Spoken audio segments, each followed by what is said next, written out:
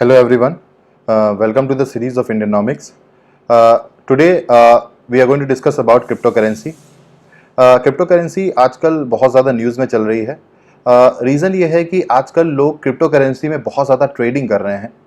So that is why this is very important for UPSC.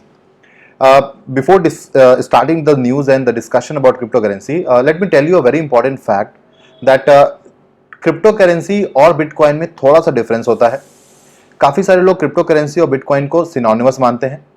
Crypto currency एक superset है, that means crypto currency काफ़ी तरीके की होती है. बिटकॉइन एक तरीके की क्रिप्टो करेंसी है. अब इसके इतना पॉपुलर होने का रीज़न ये है कि वर्ल्ड की पहली क्रिप्टो करेंसी बिटकॉइन है. तभी काफ़ी बार क्रिप्टो करेंसी और बिटकॉइन सिनोनिमस यूज होते हैं, बट इन दोनों में बहुत ही कैरेक्टरिस्टिक डिफरेंस होता है. जैसा कि मैंने आपको बताया कि बिटकॉइन एक तरीके की क्रिप्टो करेंसी होती है. काफ़ी अदर तरीके की क्रिप्टो करेंसी भी होती है, जैसे कि लाइट कॉइन एक क्रिप्टो करेंसी है, रिपल एक क्रिप्टो करेंसी है, इथरम भी एक क्रिप्टो करेंसी है. सो बिटकॉइन भी वैसे ही एक क्रिप्टो करेंसी है, बट वर्ल्ड की ये पहली क्रिप्टो करेंसी है. न्यूज़ क्या है आजकल? न्यूज़ ये है कि आजकल जो ट्रेडिंग वॉल्यूम्स है वो क्रिप्टो करेंसी में बहुत ज़्यादा बढ़ गया है. It has increase around more than 400 times after March 2020. और जो हर दिन की जो ट्रेडिंग है वो अराउंड 10 to 30 मिलियन डॉलर्स हो गई है. And that is why it is very important for UPSC point of view also, because जो चीज न्यूज में चल रही होती है उसके कॉन्सेप्ट पे कई बार क्वेश्चन पूछा जाता है. ओके, इसका रेगुलेशन भी इंपॉर्टेंट है from governance point of view. But पहले हम कॉन्सेप्ट की बात करते हैं. क्रिप्टो करेंसी क्या होती है? क्रिप्टो करेंसी एक तरीके की डिजिटल करेंसी होती है. डिजिटल करेंसी होती है, ई करेंसी होती है. ये जो डिजिटल करेंसी होती है इसको फाइंड आउट करने का रीजन, मतलब जनरेट करने का जो तरीका है उसको हम लोग क्रिप्टोलॉजी बोलते हैं. दैट मींस क्रिप्टोलॉजी के थ्रू हम डिजिटल करेंसी को बनाते हैं. ये एक तरीके की डिसेंट्रलाइज्ड करेंसी होती है. डिसेंट्रलाइज्ड का मतलब यहां पे ये है कि कोई भी सेंट्रलाइज्ड ऑर्गेनाइजेशन लाइक आरबीआई इसको प्रिंट नहीं कर रहा है. ये पीयर टू पीयर है. पीयर टू पीयर मींस जितने लोग भी इस क्रिप्टो करेंसी में ट्रेड करते हैं उन सारे ही लोगों को इसका वॉल्यूम, कितनी क्रिप्टो करेंसी है, कितना वॉल्यूम है, ये सब कुछ पता होता है. दैट मींस ये सबके लिए ओपन होता है. ऐसा जो है वो जो सेंट्रलाइज करेंसी होती है, जैसे जो रुपीस है, रुपी कितना अमाउंट में कितना प्रिंट हो रहा है, कितना इंजेक्ट हो रहा है, ये हमको पता नहीं है, ये आरबीआई को पता है. इसीलिए जो रुपी होता है जिसको हम लोग ये भी बोलते हैं कि ये एक सेंट्रलाइज्ड करेंसी है, इसका जो भी इंफॉर्मेशन है वो आरबीआई के पास है. इसी को हम लोग सेंट्रलाइज बोल रहे हैं. एक सेंट्रल बैंक है, उसके पास सारी इंफॉर्मेशन है. लेकिन यहां पे जो क्रिप्टो करेंसी होती है, यहां पे हर इंसान जो क्रिप्टो करेंसी में ट्रेड होता है, करता है, उस सबको इसके बारे में इंफॉर्मेशन पता होती है. इसीलिए इसको डिसेंट्रलाइज बोला जाता है. अच्छा, ये जो क्रिप्टो करेंसी होती है इसको जो स्टोर करने का तरीका होता है, स्टोर मतलब जो उसके ट्रांजैक्शंस हो रहे हैं, ट्रांजैक्शंस को जो स्टोर करने का तरीका है उसको हम लोग ब्लॉकचेन टेक्नोलॉजी बोलते हैं. That means blockchain is a ledger, is a public ledger. Blockchain क्या होता है? एक पब्लिक लेजर है. It's a public ledger for storing the transactions of the crypto currency. Okay, so block और चेन. ब्लॉक मतलब है it represent one block represents one crypto currency, and the moment second cryptocurrency is created, a second block is added. That is why blockchain technology. अच्छा, अगर हम बात करें इसकी definition की, तो वर्ल्ड में जो सबसे एक्सेप्टेड डेफिनेशन है वो FATF की है. According to FATF, crypto currency एक मैथमेटिक्स बेस्ड करेंसी होती है. ये एक डिसेंट्रलाइज करेंसी होती है जो कन्वर्टेबल मतलब है ये वर्चुअल जो करेंसी है इसको आप किसी हार्ड करेंसी, से for example rupee, dollar, euro, yen, अगर आप कन्वर्ट कर सकते हैं तभी वो FATF क्या है? एक इंटर गवर्नमेंटल ऑर्गेनाइजेशन है जिसका काम मनी लॉन्ड्रिंग और टेररिस्ट फाइनेंसिंग को रोकना होता है. सो FATF इंटर गवर्नमेंट ऑर्गेनाइजेशन जो है उसने एक डेफिनेशन दी है क्रिप्टो करेंसी की. उसके हिसाब से क्रिप्टो करेंसी मैथमेटिक्स बेस्ड है. मैथमेटिक्स बेस्ड मतलब यहां पे एक प्रोग्रामिंग का तरीका है इसको क्रिएट करने का. इसी प्रोग्रामिंग के तरीके को हम लोग क्या बोलते हैं? क्रिप्टोलॉजी बोलते हैं. ये कन्वर्टेबल होती है और ये वर्चुअल है. दैट मींस एक डिजिटल करेंसी है which is protected by cryptology. Cryptology मतलब है जो उस इंफॉर्मेशन, जैसे फॉर एग्जांपल एक प्रोग्रामिंग लैंग्वेज, जैसे फॉर एग्जांपल जावा है या फिर सी प्लस प्लस है, तो सी प्लस प्लस का जिसको नॉलेज है वही उस सी प्लस प्लस की प्रोग्रामिंग में पार्टिसिपेट कर सकता है। तो यहां पे जो इसकी क्रिप्टोलॉजी है, जो इंक्रिप्शन है, वही इसकी सिक्योरिटी के पीछे रिस्पॉन्सिबल होता है। ओके, अगर मैं थोड़ी डेप्थ में और जाऊं, क्रिप्टो करेंसी के बारे में डिस्कस करूं, जैसे मान लीजिए हम बिटकॉइन की अगर बात करते हैं, जो वर्ल्ड की पहली क्रिप्टो करेंसी है। ओके, बिटकॉइन को डेवलप किसने किया था? सतोशी नाकामोटो नाम से एक पर्सन है, एनोनिमस पर्सन है, हमको इसके बारे में पता नहीं कि कौन है, कहां से आया था। मैं ये कह रहा हूं कि जैसे सतोशी नाकामोटो ने एक प्रॉब्लम सेट बना दिया, सेट मतलब a set of problems having how much problems, an number of mathematical problems, तो इसके सॉल्यूशन भी कितने होंगे? एन नंबर ऑफ सॉल्यूशंस होंगे। ओके, अब क्रिप्टो मतलब क्या है यहां पे? Mathematics, programming. दैट मींस अगर आपको इसको सॉल्व करना है तो मैथमेटिक्स की प्रोग्रामिंग लैंग्वेज में ही सॉल्व करना होगा, एक सेट ऑफ रूल्स इसको सॉल्व करने के। अच्छा, आप जितने सॉल्यूशन बनाते हैं उतने ही आपको रिवॉर्ड मिलते हैं। इन्हीं रिवॉर्ड्स को हम लोग क्रिप्टो करेंसी बोलते हैं। इन्हीं रिवॉर्ड्स को हम लोग क्या बोलते हैं? क्रिप्टो करेंसी बोलते हैं। यस, और जैसे ही फॉर एग्जांपल आपने पहली प्रॉब्लम सॉल्व कर ली, प्रॉब्लम सेट में मान लीजिए एन नंबर ऑफ प्रॉब्लम्स थी, तो आपने फर्स्ट प्रॉब्लम सॉल्व कर दी, तो फर्स्ट प्रॉब्लम का रिवॉर्ड आपको क्या मिला? क्रिप्टो करेंसी मिला। CC means crypto currency. Yes, जैसे बिटकॉइन मिला। अब जैसे ही ये बिटकॉइन मिला आपको, क्रिएट हुआ, इस क्रिएशन को हम लोग बोलते हैं बिटकॉइन माइनिंग। बिटकॉइन माइनिंग बोलते हैं इस क्रिएशन को, बिटकॉइन माइनिंग बोलते हैं। दैट मींस क्रिप्टोलॉजी के थ्रू, प्रोग्रामिंग के थ्रू आपने एक प्रॉब्लम को सॉल्व किया, उसका रिवॉर्ड आपको क्या मिला? बिटकॉइन मिला। ओके, जैसे ही ये बिटकॉइन क्रिएट होगा, ये बिटकॉइन कहीं जाके स्टोर हो जाता है ब्लॉक्स की फॉर्म में। कहां पे स्टोर हो जाता है? ब्लॉकचेन टेक्नोलॉजी में जाके स्टोर हो जाता है। सेकंड प्रॉब्लम का सॉल्यूशन, सेकंड ब्लॉक ऐड होगा। थर्ड प्रॉब्लम का सॉल्यूशन, थर्ड ब्लॉक ऐड हो जाएगा। इसी तरीके से तो आप देख सकते हैं कि ये सारे ब्लॉक्स जो है वो चेन में कनेक्टेड होते हैं। इसी को बोलते हैं ब्लॉकचेन टेक्नोलॉजी। ये जो एक सिंगल ब्लॉक है, ये एक क्रिप्टो करेंसी के जितने भी ट्रांजैक्शंस होगा इसको स्टोर करेगा। ऐसे जो सेकंड ब्लॉक है, ये सेकंड क्रिप्टो करेंसी के सारे ट्रांजैक्शंस को नोट करेगा। इसी तरीके से थर्ड ब्लॉक, फोर्थ ब्लॉक, तो जितने एन नंबर ऑफ ब्लॉक्स बनते जाएंगे, हर ब्लॉक में, इंडिविजुअल ब्लॉक में कुछ सब ब्लॉक्स होंगे जो उसके सारे ट्रांजैक्शंस को नोट करेगा। आपके लिए इतना ही कॉन्सेप्ट यूपीएससी के लिए जानना मोर देन इनफ है। अच्छा, जो मैं सेंट्रलाइज वर्ड यूज करता हूं उसका मतलब क्या है यहां पर? मतलब ये है, जैसा मैंने बताया था कि आरबीआई है, आरबीआई कितनी करेंसी प्रिंट कर रहा है, मार्केट में कितनी करेंसी है, ये सब किसको पता है? ये सब आरबीआई को ही पता है। ये पब्लिक को नहीं पता है। जो पब्लिक उसमें उस करेंसी का यूज कर रहे हैं, उनको नहीं पता है कि कितनी करेंसी मार्केट में है, आरबीआई कितनी करेंसी प्रिंट कर रहा है। लेकिन जो क्रिप्टो करेंसी होती है, अगर हम क्रिप्टो करेंसी की बात करें, तो क्रिप्टो करेंसी में जितने लोग भी ट्रेडिंग कर रहे हैं, फॉर एग्जांपल मैं बता रहा हूं कि ये 5 लोग मान लो ट्रेडिंग कर रहे हैं, तो ये पांचों लोग जो है वो डिजिटल लेजर, क्या डिजिटल लेजर था? Blockchain technology. तो ये सर्किल में रिप्रेजेंट कर रहा हूं ब्लॉकचेन टेक्नोलॉजी। इस सर्किल में बहुत सारे क्या हैं? छोटे छोटे सर्किल्स हैं, ब्लॉक की तरह एडेड है। जितने भी ब्लॉक्स एडेड हैं, जितने बिटकॉइन क्रिएट हुए, जितने भी लोग इसमें ट्रेडिंग कर रहे हैं, उन सबको पता होता है इसके बारे में, क्योंकि इनके पास एक डिजिटल वॉलेट होता है। वॉलेट मतलब जहां कुछ रखते हैं हम लोग। तो बिटकॉइन कहां स्टोर होता है? डिजिटल वॉलेट में, बिटकॉइन वॉलेट में। इनके बिटकॉइन वॉलेट में अपने आप ही जैसे ही बिटकॉइन क्रिएट होता है या फिर जैसे ही बिटकॉइन का ट्रांजैक्शन होता है, तुरंत ही ये बिट जो इनका डिजिटल वॉलेट है ये अपडेट हो जाता है। It gets updated. That means everyone knows how much bitcoin is there in circulation. That is why it is called as decentralized. और जो नॉर्मल करेंसी होती है उसको हम लोग क्या बोलते हैं? सेंट्रलाइज्ड। इतना समझ में आया? सो जो सेंट्रलाइज है वो कौन सी है?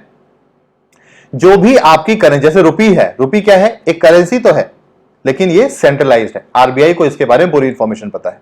लेकिन वहीं पे बिटकॉइन जो है वो क्या है? एक डिसेंट्रलाइज है। यहां पे जितने लोग भी इसमें ट्रांजैक्शन कर रहे हैं उनको इसके बारे में पता है। ओके, सो इसीलिए आपके लिए अब ये ब्लॉक समझना डिफिकल्ट नहीं होगा। ब्लॉकचेन टेक्नोलॉजी क्या है? देखिए, पहला बिटकॉइन क्रिएट हुआ तो पहला ब्लॉक क्रिएट हो गया। इस ब्लॉक में क्या होंगे? छोटे छोटे सब ब्लॉक्स होंगे। ये छोटे छोटे सब ब्लॉक्स क्या हैं? ये जितने भी transaction T1, T2, T3, T4, जितने भी ट्रांजैक्शंस फर्स्ट बिटकॉइन में होंगे इसमें स्टोर होंगे। जब सेकंड बिटकॉइन क्रिएट होगा तो ऐसे करके चेन में वो सेकंड कनेक्ट हो जाएगा। थर्ड बिटकॉइन क्रिएट होगा, फोर्थ क्रिएट होगा। जैसे जैसे लोग सतोशी नाकामोटो के द्वारा जो डिजाइन प्रॉब्लम्स है, n नंबर ऑफ प्रॉब्लम्स है, जैसे जैसे एक एक करके प्रॉब्लम सॉल्व करते जाएंगे वैसे वैसे एक एक करके ब्लॉक ऐड होता जाएगा। I hope you might have understood this fact.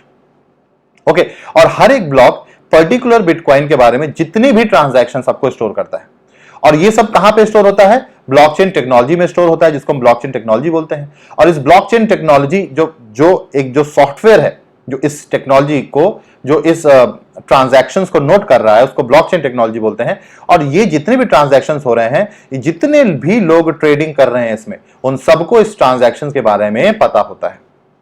That is what is called as decentralize. इतना पॉइंट समझ में आया? Now please understand one more thing. जो बिटकॉइन को जनरेट करने का प्रोसेस है उसको हम लोग क्या बोलते हैं? Bitcoin mining. That means what? जैसे कि ये प्रॉब्लम है, इस प्रॉब्लम को सॉल्व करने के लिए मैंने क्या करी? प्रोग्रामिंग मतलब मैंने क्या करी? क्रिप्टोलॉजी। और इसके बाद प्रॉब्लम का जो मैंने सॉल्व किया, सॉल्व करने के बाद जो रिवॉर्ड मिला, वो रिवॉर्ड मैंने क्या किया? जनरेट किया। इसी जनरेशन को क्या बोलते हैं हम लोग? Bitcoin mining. That means bitcoin mining और क्रिप्टोलॉजी में ज्यादा डिफरेंस नहीं है। क्रिप्टोलॉजी के थ्रू ही हम बिटकॉइन, जैसे हम लोग मिनरल्स की माइनिंग करते हैं, मिनरल्स को हम लोग अर्थ से निकालते हैं, वैसे ही हम लोग रिवॉर्ड जो है वो सॉल्यूशन के बाद हमको मिलता है, तो रिवॉर्ड भी हम लोग क्या कर रहे हैं? उसी प्रोसेस से, सेट ऑफ प्रॉब्लम से निकाल रहे हैं। तो क्रिप्टोलॉजी तरीका है और जो निकालने का प्रोसेस को हम लोग बोलते हैं bitcoin mining. Yes, that means cryptology will promote bitcoin mining. So इन दो कॉन्सेप्ट्स को भी आपको समझना है, bitcoin mining and cryptology.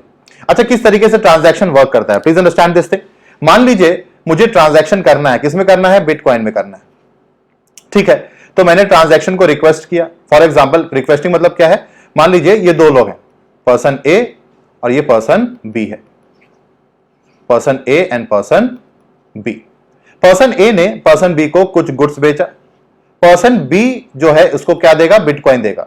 Bitcoin is a medium of exchange like currency, ठीक है ना, but it is not centralize like normal currency, ये एक डिसेंट्रलाइज करेंसी है। तो अब जैसे ही मुझे इसमें ट्रांजैक्शन करना, अब ये बिटकॉइन ऑलरेडी क्रिएट हो चुका है, माइनिंग हो चुकी है इसकी, अब क्या होना है? इसका ट्रांजैक्शन होना है। जैसे मान लो कि नॉर्मल करेंसी है, नॉर्मल करेंसी आरबीआई ने प्रिंट किया, किससे किया?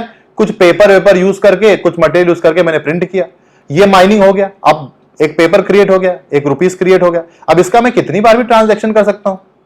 उसी तरीके से बिटकॉइन जनरेट होने के बाद अब मुझे क्या करना है? ट्रांजैक्शन करना है। अच्छा, मैंने आपसे बोला था कि एक जो बिटकॉइन है उसके अंदर, एक जो ब्लॉक, उसके अंदर काफी सारे क्या होंगे? सब ब्लॉक्स होंगे, काफी सारे सब ब्लॉक्स होंगे। ये सब ब्लॉक्स क्या रिप्रेजेंट करेंगे? ट्रांजैक्शन रिप्रेजेंट करेंगे। इन ट्रांजैक्शंस को कहां स्टोर करेंगे? ब्लॉकचेन टेक्नोलॉजी में स्टोर करेंगे। सो क्या हुआ? A block that represents the transaction is created, a sub block. This block is sent to every node in the network. Node मतलब क्या है? जितने लोग भी ट्रांजैक्शंस में पार्टिसिपेट कर रहे हैं। फॉर एग्जाम्पल, मैं बोलता हूं 10 लोग इस समय इंडिया में बिटकॉइन में ट्रेडिंग कर रहे हैं, तो उन सारे लोगों को क्या बोलेंगे? नोड। तो इस नोड पे जाएगा, जैसे ही ट्रांजैक्शन नोड पे जाता है, ये सारे लोग उसको क्या करते हैं? वेरीफाई करते हैं। ये सारे लोग उसको क्या करते हैं? दे वेरीफाई इट। इसी वेरिफिकेशन प्रोसेस को क्या बोलेंगे? इस वेरिफिकेशन प्रोसेस को भी हम लोग बिटकॉइन माइनिंग बोलते हैं। प्लीज अंडरस्टैंड दिस, कंफ्यूज मत होइएगा। क्रिएशन को भी बिटकॉइन माइनिंग बोलते हैं और वैलिडेशन को भी बिटकॉइन माइनिंग बोलते हैं। वैलिडेशन ऑफ ए ट्रांजैक्शन, जो ट्रांजैक्शन का वैलिडेशन है उसको भी हम लोग बिटकॉइन माइनिंग बोलते हैं। काफी सारे लोग सिर्फ और सिर्फ क्रिएशन को बिटकॉइन माइनिंग बोलते हैं। नहीं, क्रिएशन को भी बिटकॉइन माइनिंग बोलते हैं और वैलिडेशन को भी बिटकॉइन माइनिंग बोलते हैं। यूपीएससी का एक बहुत इंपॉर्टेंट क्वेश्चन बनता है यहां पर, किसी भी तरीके से आप बिटकॉइन में क्रिप्टोलॉजी का यूज कर रहे हैं, किसी भी तरीके से आप बिटकॉइन क्रिप्टोलॉजी का यूज करके वैलिडेशन कर रहे हैं बिटकॉइन प्रोसेस में, उसको हम लोग बिटकॉइन माइनिंग बोलते हैं। सो क्या हुआ यहां पर? ट्रांजैक्शन रिक्वेस्ट हुआ, ब्लॉक हैज बीन क्रिएटेड, जितने भी लोग पार्टिसिपेट कर रहे हैं इन सब ने क्या किया? वैलिडेटेड कर दिया।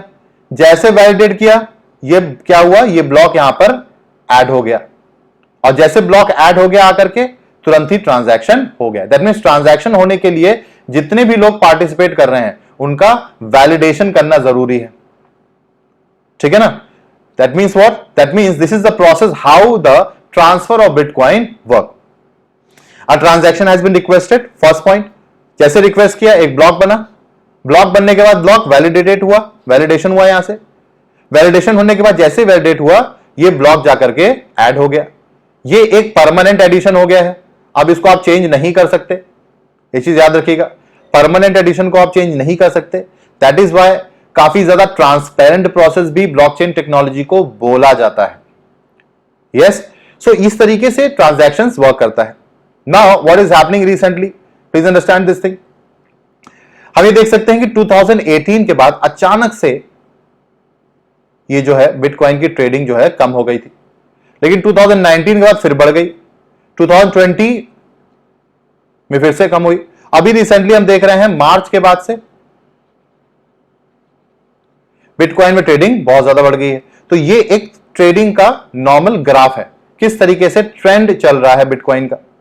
अगर हम 2020 की बात करें, please understand this thing, from August 2019 to July 2020 हम देख सकते हैं कि एक जो बिटकॉइन है उसकी कॉस्ट 9,630 से 10,971, that means jump of more than $1,000 of a single bitcoin. Yes, कब? एक साल में, 1 मंथ में। दैट मींस अगर आप इसको 75 से मल्टीप्लाई कर देंगे तो आपको एक साल में फायदा कितना है?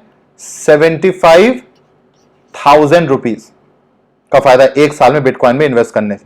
तभी इन्वेस्टर्स बहुत ज्यादा इंटरेस्ट ले रहे हैं इन्वेस्ट करने में। अच्छा, रेगुलेशन की अगर हम बात करें, जैसा कि मैंने बोला 2018 में गवर्नमेंट ने डिसाइड किया कि वो क्रिप्टो करेंसी को कोई लीगल टेंडर मतलब क्या होता है? Medium of exchange which is recognised by the government. अगर गवर्नमेंट किसी मीडियम ऑफ एक्सचेंज को रिकॉग्नाइज कर दे कि हाँ ठीक है, अगर ए और बी इस एक्स मीडियम ऑफ एक्सचेंज में आपस में ट्रांजैक्शन कर रहे हैं और अगर हम इसको रिकॉग्नाइज करते हैं, उसको बोलते हैं legal tender. So legal tender is a medium of exchange which is recognised by the government. 2018-19 में गवर्नमेंट ऑफ इंडिया ने बजट स्पीच में बोला कि हम जो है क्रिप्टो करेंसी को लीगल टेंडर नहीं मानते हैं। अच्छा, आप देख सकते हो उसके बाद क्या हुआ, अचानक से क्रिप्टो करेंसी का प्राइस जो है वो डिक्रीज कर गया, फ्री फॉल हो गया। ओके, अच्छा उसके बाद क्या हुआ? The government also mention that they will take all necessary steps to make sure that the use of crypto currency is eliminated. Yes, and इसीलिए आरबीआई ने क्या किया? बैन लगा दिया क्रिप्टो करेंसी पे। इसीलिए आप देख सकते हैं कि इस पॉइंट के बाद से आप देख सकते हैं किस तरीके से क्रिप्टो करेंसी का प्राइस जो है वो डाउन चला गया। अच्छा, इसके बाद क्या हुआ? इसके बाद क्या हुआ? मार्च में 2020 मार्च में सुप्रीम कोर्ट ने जजमेंट दिया। सुप्रीम कोर्ट ने बोला कि जो क्रिप्टो करेंसी है उसमें ट्रांजैक्शंस जो आपने इल्लीगल बोला है वो वैलिड नहीं है।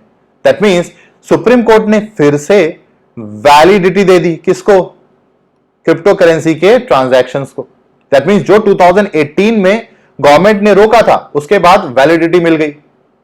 यस, इसीलिए आप ये देख सकते हैं कि मार्च के बाद ये जो पीरियड है ये मार्च है, मार्च के बाद क्रिप्टो करेंसी शूट कर गया है और जो वॉल्यूम है इसमें जंप कितना है? मोर देन 400 टाइम्स जंप कर गया है। हर दिन कितना ट्रेडिंग हो रहा है? 10 to 30 मिलियन डॉलर्स का ट्रेड हो रहा है हर दिन। इसीलिए पब्लिक आजकल बहुत ज्यादा ट्रेड कर रही है। अच्छा, होना क्या चाहिए? देखिए, रेगुलेशन तो जरूरी है, किसी भी चीज को आप अनरेगुलेटेड नहीं छोड़ सकते। अगर आपसे आज कोई पूछे कि what is the status of bitcoin, तो आप बोलेंगे द स्टेटस ऑफ बिटकॉइन और crypto currency is extra legal. What is extra legal? It is neither legal nor illegal. That means government ने कोई भी रेगुलेशन नहीं लगाया है, बनाया इस पे अब तक, तो अब तक रेगुलेशन ही नहीं बना है। तो रेगुलेशन तो जरूरी है। क्यों? क्योंकि देखिए क्रिप्टो करेंसी एक डिजिटल टेक्नोलॉजी है और डिजिटलाइजेशन जो होता है वो एनोनिमस होता है। ये एनोनिमस होता है, इसमें कौन ट्रांजैक्शन कर रहा है पता नहीं चलता है। यस, सो कहीं ना कहीं यहां पॉसिबिलिटी यह है कि मनी लॉन्ड्रिंग हो सकता है। There is a possibility of money laundering, there is a possibility of terrorist financing. Terrorist को अपनी एक्टिविटीज करने के लिए भी पैसा चाहिए, हो सकता है एनोनिमस तरीके से वो डिजिटल ट्रांजैक्शंस में, डिजिटल करेंसीज में इन्वेस्ट करने लगे। सो इसीलिए रेगुलेशन की जरूरत तो है, लेकिन रेगुलेशन बनाने से पहले हमको जो डिजिटल एक्सचेंज है, दैट मींस जो buying and selling of digital currency में पार्टिसिपेट कर रहे हैं, एक मार्केट जो है उसका रोल, ऐसे ही एडमिनिस्ट्रेटर का क्या रोल होना चाहिए, जो यूजर है उसका रोल क्या होना चाहिए, जो माइन कर रहा है, दैट मींस जो क्रिप्टो करेंसी या फिर प्रॉब्लम को सॉल्व करके जो क्रिप्टो करेंसी को माइन करके बाहर निकाल रहा है, इन सारे ही स्टेक होल्डर्स के रोल को हमको डिफाइन करना होगा। दैट मीन्स इसका रेगुलेशन जो है वो इतना इजी तो नहीं होगा। और सेकेंड इंपॉर्टेंट फैक्ट क्या है, भले ही क्रिप्टो करेंसी रहे या ना रहे, ब्लॉकचेन टेक्नोलॉजी को तो आपको हमेशा अलाउ करना ही करना है। जो 2018 में भी जो गवर्नमेंट का डिसीजन आया था, जब उन्होंने क्रिप्टो करेंसी को बैन किया था, तभी उन्होंने ब्लॉकचेन टेक्नोलॉजी को बैन नहीं किया था। क्यों? क्योंकि ब्लॉकचेन टेक्नोलॉजी एक लेजर है। लेजर मतलब जो डाटा स्टोर करता है। यस, तो ये इसका एप्लीकेशन बहुत ज्यादा है। इसका एप्लीकेशन हमने देखा था बैंकिंग में बहुत ज्यादा है, इसीलिए इसी तरह की इसका application registration of vehicle, arms, इन सब में बहुत ज्यादा है। तो जो टेक्नोलॉजी है उसको आप बैन नहीं कर सकते। टेक्नोलॉजी बहुत ही इनोवेटिव टेक्नोलॉजी है, इसका एप्लीकेशन बहुत ज्यादा है। क्योंकि कॉन्सेप्ट क्या है यहां पे ये जो पब्लिक लेजर, डिजिटल लेजर है, ये बहुत ट्रांसपेरेंट और अकाउंटेबल है। जितने लोग भी ट्रांजैक्शंस कर रहे हैं उनको पता है कि क्या हो रहा है। तो यहां पे किसी भी तरीके का आप डाटा चोरी नहीं कर सकते। तो जो ब्लॉकचेन टेक्नोलॉजी उसका यूज तो होना है, बिटकॉइन का होना है नहीं होना है गवर्नमेंट डिसाइड करेगी। अच्छा, इसमें बहुत ही ज्यादा रिस्क तो है, क्योंकि हमको पता नहीं कि फ्यूचर में गवर्नमेंट क्या रेगुलेशन लाना चाह रही है, और काफी कंट्रीज भी इसमें डिवाइडेड है।